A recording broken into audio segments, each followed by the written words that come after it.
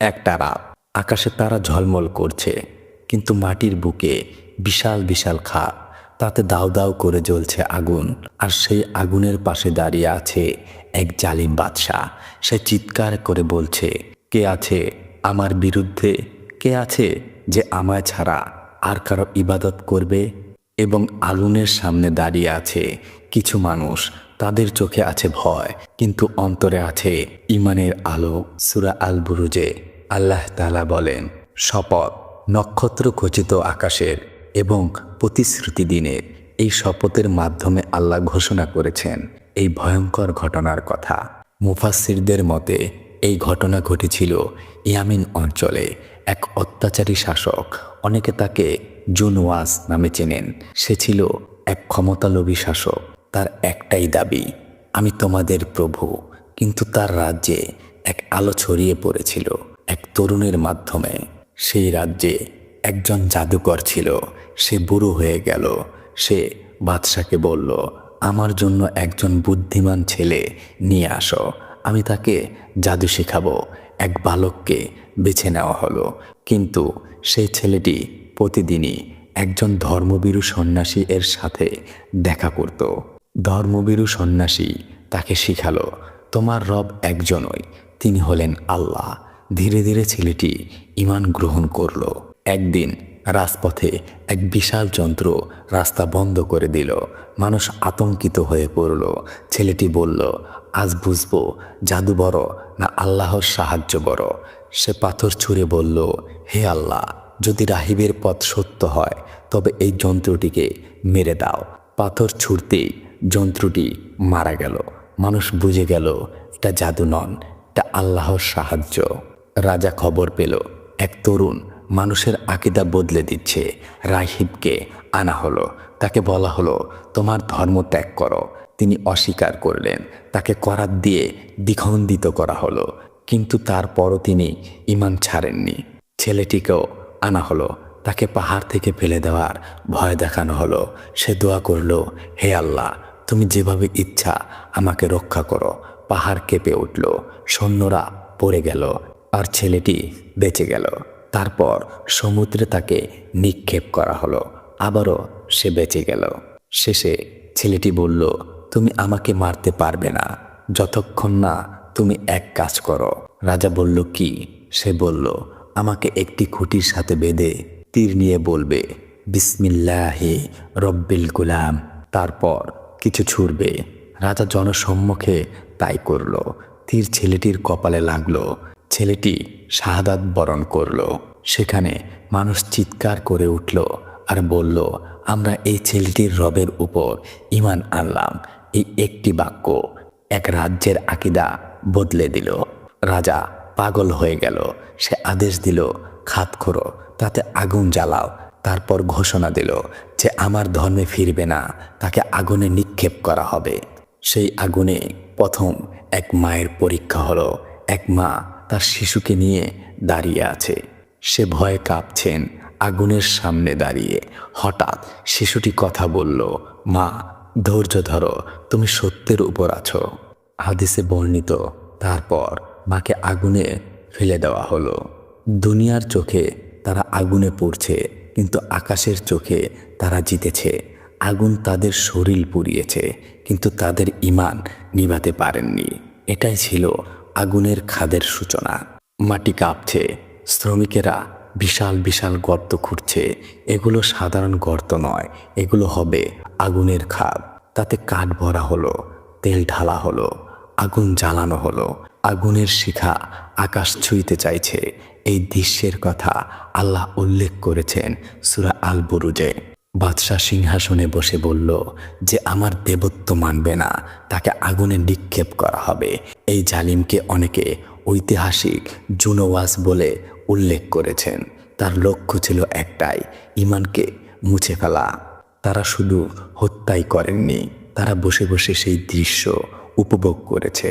এক বাবা তার মেয়ের হাত ধরে আছে, এক মা তার শিশুকে বুকে জড়িয়ে রেখেছে। সৈন্যরা বলছে, শেষ সুযোগ, ধর্ম ত্যাগ করো। প্রথম মানুষটিকে ধাক্কা দেওয়া হলো, তার চিৎকার আকাশে মিলিয়ে গেল। তারপর আরেকজন, তারপর আরও একজন। আগুনের শিখা লাল থেকে সাদা হয়ে উঠছে, কিন্তু আশ্চর্য, কেউই ঈমান ছাড়েননি। এই হৃদয় বিদারক দৃশ্যের কথা বর্ণিত আছে সহিহ মুসলিম-এ। এক মা তার শিশুকে নিয়ে দাঁড়িয়ে আছে, সে কাঁদছে আগুনের সামনে। মুহূর্তের জন্য তার মনে দ্বিধা এলো। ঠিক তখনই শিশুটি আল্লাহর ইজাজতের কথা বলল, মা ধৈর্য ধরো, তুমি হকের উপর আছো। মায়ের চোখ থেকে অশ্রু ঝরল, কিন্তু এবার ভয় নেই। সে আগুনে ঝাঁপ দিল। দুনিয়ার চোখে তারা পুড়েছেন, কিন্তু আল্লাহ ঘোষণা করেছেন, যারা মুমিনদের নির্যাতন করেছে তাদের জন্য আছে জাহান্নামের আগুন, আর মুমিনদের জন্য রয়েছে জান্নাত, যার নিচে নদী প্রবাহিত। একটা গভীর প্রশ্ন, আল্লাহ কেন জালিমকে সঙ্গে সঙ্গে আগুনে পুড়িয়ে দিলেন না? এর কারণ হলো ঈমানের মর্যাদা দেখানোর জন্য, কিয়ামত পর্যন্ত মানুষের জন্য উদাহরণ বানানোর জন্য, শহীদদের চিরস্থায়ী সম্মান দেওয়ার জন্য। আল্লাহ দুনিয়ায় সবসময় তাৎক্ষণিক বিচার করেন না, কিন্তু তিনি কখনোই জুলুম ভুলে যান না। এখন ভাবুন, বাদশাহ আগুনের পাশে বসেছিল, তার চোখে কি শান্তি ছিল? না, ভয় ছিল, কারণ সে বুঝেছিল এই আগুন ঈমান নেভাতে পারেননি। এক তরুণের রক্ত এক জাতিকে বদলে দিয়েছে। ইতিহাস বলে এই ঘটনার পর ইয়ামিনের অঞ্চলে বড় রাজনৈতিক পরিবর্তন ঘটে। জালিমরা দীর্ঘদিন টিকে থাকতে পারেননি, কারণ আল্লাহ বলেন, নিশ্চয়ই তোমার রবের পাকড়াও অত্যন্ত কঠোর। আগুন নিভে গেছে, খাদ ঠান্ডা হয়ে গেছে, কিন্তু সেই আগুনের আলো আজও জ্বলছে প্রতিটি মুমিনের হৃদয়ে।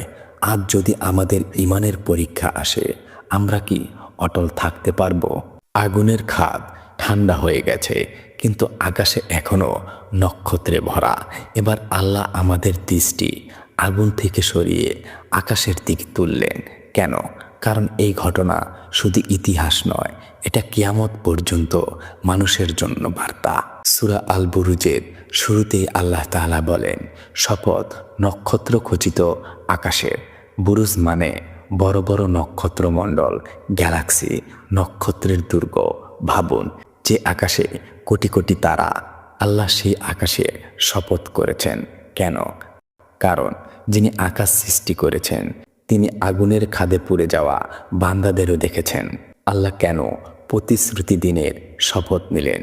এটাই কি সেই কিয়ামতের দিন, যেদিন জালিম মজলুল একসাথে দাঁড়াবে, রাজা ও সাধারণ মানুষ এক কাতারে, আগুনে পোড়ানো শহীদ ও তাদের হত্যাকারী মুখোমুখি হবে?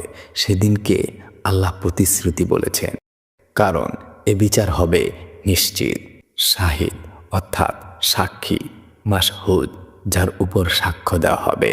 মুফাসসিররা বিভিন্ন ব্যাখ্যা দিয়েছেন। কেউ বলেছেন শাহিদ জুমার দিন, কেউ বলেছেন শাহিদ রাসূলুল্লাহ সাল্লাল্লাহু আলাইহি ওয়াসাল্লাম, মাশহুদ কিয়ামতের দিন। এখানে আমাদের বুঝতে হবে, আল্লাহ বলেছেন, তোমরা যা কিছু করছো সব কিছু রেকর্ড হচ্ছে। আগুনের পাশে বসে যারা হাসছিল তারা ভেবেছিল কেউ দেখছে না, কিন্তু আকাশ সাক্ষী ছিল, ফেরেশতা সাক্ষী ছিল, মাটি সাক্ষী ছিল। সূরা আল বুরুজের 4 এবং 7 নম্বর আয়াতের তাফসিরে বলা হয়, ধ্বংস তাদের খাদের লোকদের। এটা দোয়া না অভিশাপ? এটা আল্লাহর পক্ষ থেকে ঘোষণা। তাদের পরিণতি নিশ্চিত। তারা আগুন জ্বালিয়েছিল দুনিয়ায়, আখিরাতে তাদের জন্য আরো বড় আগুন অপেক্ষা করছে। তাদের অপরাধ কি ছিল? একমাত্র অপরাধ ছিল তারা আল্লাহর উপর ঈমান এনেছিল। ভাবুন, চুরি নয়, খুন নয়, ডাকাতি নয়, বিদ্রোহ নয়, শুধু লা ইলাহা ইল্লাল্লাহ বলেছিল। এই সূরা শুধু অতীতের গল্প নয়, এটা নাজিল হয়েছিল যখন মক্কায় মুসলমানরা নির্যাতিত হয়েছিল। তখনকার মুশরিকরা হযরত বিল্লাল রাদিয়াল্লাহু তাআলা আনহু ও খাব্বাব রাদিয়াল্লাহু তাআলা আনহুদের উপর জুলুম করছিল। আল্লাহ এই সূরার মাধ্যমে বললেন, তোমাদের আগেও মানুষ আগুনে পুড়েছে, কিন্তু তারা হারেনি। আল্লাহ বলেন, তোমার রবের পাকড়াও অত্যন্ত কঠোর। তিনি সৃষ্টি করেন এবং পুনরায় সৃষ্টি করবেন। এর মানে যারা পুড়ে ছাই হয়েছে, আল্লাহ তাদের আবারও জীবিত করবেন। যারা ভেবেছিল সব শেষ, তাদের সামনে আবার বিচার হবে। আল্লাহর দুইটি গুণবান নাম, 1 গফুর ক্ষমাশীল, 2 ওয়াদুদ পরম প্রেমময়। কি আশ্চর্য! আগুন, শাস্তি, ধ্বংসের আয়াতের মাঝেও আল্লাহ নিজের পরিচয় দিলেন, আমি প্রেমময়। মানে যারা তওবা করবে তাদের জন্য দরজা এখনো খোলা। তিনি আরশের মালিক। যে বাদশাহ নিজেকে প্রভু ভাবছিল, সে তো মাটির উপর বসবাস করা এক ক্ষুদ্র মানুষ। আসল রাজত্ব কার? আরশের মালিকের।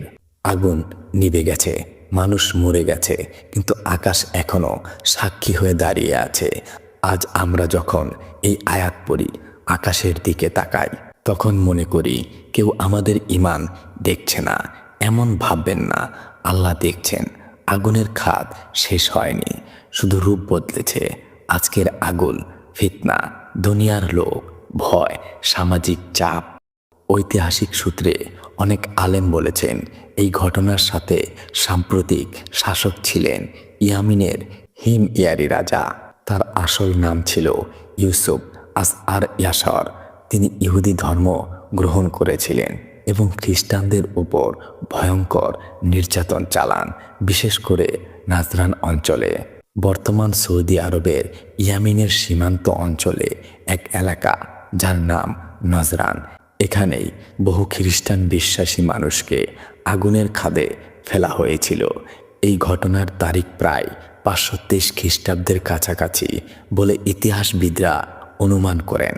কেন এত নিষ্ঠুরতা চালিয়েছিল?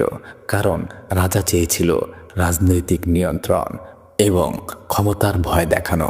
সে ভেবেছিল আগুন মানুষকে ভয় দেখাবে, কিন্তু আগুন মানুষকে শহীদ বানিয়ে দিল। ইতিহাস বলে এই গণহত্যার খবর ছড়িয়ে পড়ে আশপাশের সাম্রাজ্যে, বিশেষ করে তখনকার শক্তিশালী খ্রিস্টান সাম্রাজ্য আকসুমবাসী ক্ষুব্ধ হয়ে ওঠে। বর্তমানে যার নাম ইথিওপিয়া। তাদের সম্রাট সেনা পাঠান ইয়েমেনে আক্রমণের জন্য। আকসুমের সেনাবাহিনী ইয়েমেনে প্রবেশ করে। হিমইয়ারিং শাসনের বিরুদ্ধে যুদ্ধ শুরু হয়। জালিম রাজা পালাতে চাইল। ইতিহাসের কিছু বর্ণনা আছে, সে সমুদ্রের দিকে পালায়। যুদ্ধ হেরে সে নাকি ঘোড়া নিয়ে সাগরে ঝাঁপ দেয়, ডুবে মৃত্যু হয় তার। মনে করুন সেই আয়াতটি, তোমাদের রবের পাকড়াও অত্যন্ত কঠোর। সে আগুন জ্বালিয়েছিল, কিন্তু ইতিহাস তাকে রেহাই দেননি। ক্ষমতা ছিল, সৈন্য ছিল, রাজত্ব ছিল, কিন্তু আল্লাহর সামনে কিছুই টেকেনি।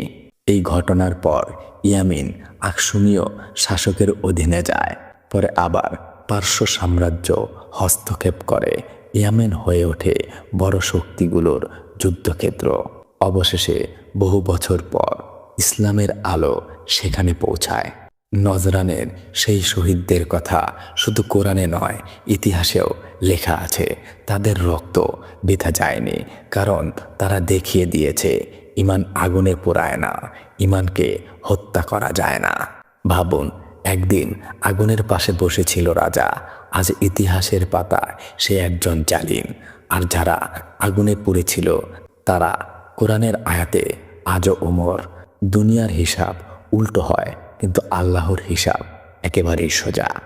যে আগুনে মানুষ পুড়েছিল সেটা ছিল দুনিয়ার আগুন, কিন্তু সূরা আল বুরুজে আমাদের মনে করিয়ে দেয় আরও একটি আগুন আছে যা নিভবে না, যা অন্যায়কারীদের জন্য অপেক্ষা করছে।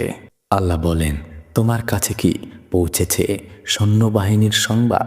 এখানে আল্লাহ আমাদের মনে করিয়ে দিচ্ছেন আসহাবে উখদুদের ঘটনা একা নয়, এর আগেও জালিম সেনাবাহিনী ছিল। এখানে আল্লাহ উল্লেখ করেছেন ফেরাউন ও সামুদ জাতির ঘটনা। ফেরাউন ভেবেছিল সে চিরস্থায়ী ক্ষমতার অধিকারী। সে বলেছিল, আমি তোমাদের সর্বোচ্চ প্রভু, কিন্তু সমুদ্র তাকে গ্রাস করেছিল। সামুদ জাতি পাহাড় কেটে প্রাসাদ বানাতো, কিন্তু এক ভয়ঙ্কর শব্দ তাদের শেষ করে দিয়েছিল। আল্লাহ বলেছেন, আসহাবে উখদুদের জালিমরা কোনো নতুন ঘটনা নয়। ইতিহাসে প্রতিটি জালিমের পরিণতি একই হয়েছিল। সূরা আল বুরুজের 19 ও 20 নম্বর আয়াতে আল্লাহ বলেন, কাফিররা এখনও অস্বীকারে লিপ্ত, আর আল্লাহ তাদের চারদিক থেকে পরিবেষ্টন করে আছেন। এটা খুব শক্তিশালী আয়াত। তারা ভাবে তারা স্বাধীন, তারা শক্তিশালী, কিন্তু আল্লাহ বলেছেন তোমরা আমার ঘেরাটোপের বাইরে নও। সূরা আল বুরুজের শেষের দিকে আল্লাহ বর্ণনা করেন, বরং এটি মহিমান্বিত কোরআন, লাউহে মাহফুজে সংরক্ষিত। আগে আমরা বুঝি লাউহে মাহফুজ কি। লাউহে মাহফুজ এক সংরক্ষিত ফলক। এখানে আল্লাহ সব কিছু লিখে রেখেছেন, যেমন সৃষ্টি, মৃত্যু, আগুনের খাত, শহীদদের নাম, জালিমের পরিণতি, আমাদের জীবন, সব কিছুই আগে থেকে লেখা ছিল। মানে আসহাবে উকদুদের ঘটনা কোনো দুর্ঘটনা নয়, এটা আল্লাহর পরিকল্পনার একটি অংশ। আল্লাহ এই সূরার শেষে কোরআনের কথা কেন বললেন? কারণ এই কাহিনী শুধু গল্প নয়, এটা ওহী, এটা মানুষের লেখা ইতিহাস নয়, এটা আসমান থেকে নাজিল। কোরআন সংরক্ষিত থাকবে যতদিন পৃথিবী থাকবে। আগুন পোড়াতে পারেননি ঈমান, সময় মুছতে পারবেন না কোরআন। জালিম যত শক্তিশালী হোক, আল্লাহ ঘিরে রেখেছেন। শহীদদের কষ্ট বৃথা যায় না। কোরআন শুধু তেলাওয়াতের জন্য নয়, জীবনের জন্য। আমাদের জীবনের ঘটনাও আল্লাহর জ্ঞানের বাহিরে নয়। ভাবুন, আগুনের সামনে দাঁড়িয়ে থাকা সেই মা, তার শিশুর কণ্ঠ, তার ঝাঁপ দেওয়া, সব কিছু লাউহে মাহফুজে লেখা ছিল। আজ আপনার জীবনের যদি পরীক্ষা আসে, মনে রাখবেন আল্লাহ জানেন, আল্লাহ দেখছেন, আল্লাহ ভুলবেন না। আল্লাহ আমাদেরকে আগুনের পরীক্ষা থেকে জান্নাতের দিকে নিয়ে যাক। আমিন।